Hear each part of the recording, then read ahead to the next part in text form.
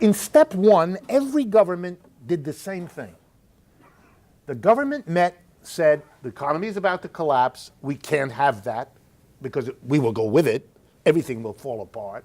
So we're going to throw every bit of money we can either beg, borrow, print, or steal in order to solve this problem. And basically, they couldn't tax folks because that would have sparked a revolt. They couldn't just print the money because that would have made everybody in the world extremely nervous. For example, how do you print dollars if the whole world holds dollars? If you print too many of them, then they become worthless. Then you're holding something that's worthless. This is not a possible policy. So the only thing that was left, borrow the money. And so every government started borrowing money like there was no tomorrow. Very important that you keep that in your mind. They borrowed. What could have been the alternative? What could governments have done to get into their hands all the money that they needed to throw at the banks, throw at the big corporations, to keep the economy going, stimulate the economy, all the things they needed to do to keep it going? There was one alternative to borrowing it. They could have gone to the rich people and the corporations and taxed them. That would have raised the money. You know how we know that would have raised the money? Because when they didn't do that, and they chose instead to borrow, they borrowed from the same people the money that they hadn't taxed from them. Let me make sure you get this. The government has a choice. It can tax corporations and the rich, or it can borrow from them. Guess which the corporations and the rich prefer? Good. Now you understand the policy. That's why, by the way, if the government had taxed corporations and the rich, it would have had the money to stimulate the economy and save the banks, and it would have run no deficit. Wouldn't have to borrow anything, would you? Come on, this is not complicated. Why do we have a deficit? Because the government borrowed from the people it chose not to tax, which is the only reason they had any money to lend to the government. If this sounds like a setup, good.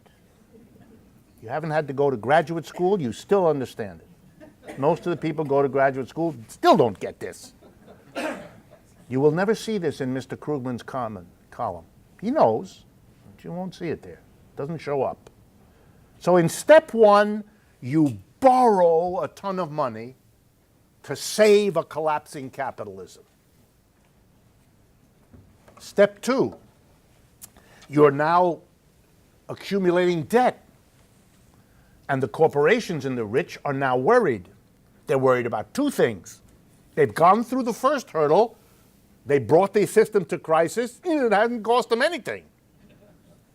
Not only do they bring it to crisis, they get to make a loan to the government to deal with the crisis they made, and they're paid interest for the loan to help the government solve the crisis they did. You gotta love a system that works like this. But they get nervous because they're smart and they understand, whoa, let's see now, well, government has a lot of debt, but we hold the debt. We're the ones who lend to them. We got to make sure that they pay off to us. And we got to make sure that the way they pay off to us doesn't involve them taxing us to get the money to pay us off, which of course the government could do. If there was a big people's movement, it would say to the government, okay, all right, you bailed them out. That's a big favor you did to them. You borrowed from them to do it. That's another big favor you did for them.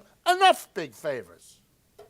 Now you're going to tax them to deal with the debt that was built up because that's how you chose to bail them out. They don't want that. They want to be paid back the money they lent, and they do not want to be taxed, just like they didn't want to be taxed to deal with the crisis in the first place. How do you handle that situation? You announce the following. we in the United States have a terrible deficit. What? We borrowed so much. Notice the we again. We've borrowed so much money. If it strikes you a little strange because you didn't borrow anything, good. We've borrowed so much, we must deal with the problem. Good. You might think a rational person will say, okay, we got a big debt, we have to deal with it. Let's go raise the taxes to get the money to pay back the people we borrowed from because that'll reduce the debt. How about that? No. Can't do that. It has to be instead, here we go now, austerity. What does that mean? Less government spending. Let's make sure we all understand. If the government spends less on all the things it does, it'll have that money no longer needed to pay for, I'll pick something, Social Security, or Medicare, or Medicaid, or university scholarships, or highway maintenance, or you fill in the blank. All the money we don't spend on that, we can now use, you got it, to pay back the corporations and the rich from whom we borrowed the money to bail them out. If you notice a tone of frustration in my voice, I'm explaining how, to every audience I speak to, you included, I'm explaining the mechanism of how you have been repeatedly shafted while smiling. Something extraordinary is being done here. Austerity is a way of telling the population that the only way to deal with the deficit is to screw you out of one social support after another. Take it away.